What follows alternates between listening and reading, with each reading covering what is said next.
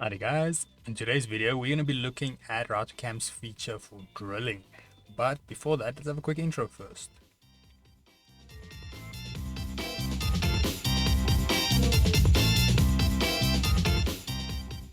So today's video can be found on softwaretraining.co.za. We make short and easy to watch problem solving videos, and we also have daily updates. Otherwise, back on the program here.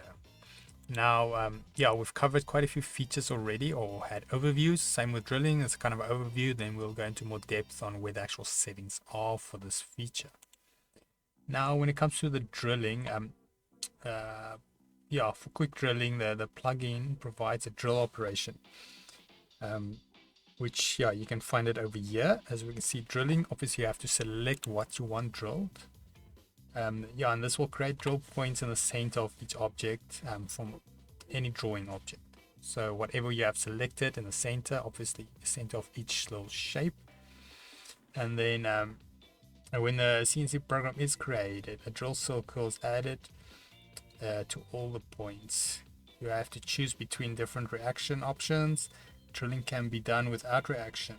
So it's also to keep in mind, with reaction to the plunge height or with a reaction to the previous cut plane. So what that means is you can actually, if something is sunk in, you can adjust the drill height so it only starts drilling from the new plane. So it doesn't go too deep or too shallow, which is rather convenient. And then you obviously just click it, and then it will open up settings that you can set.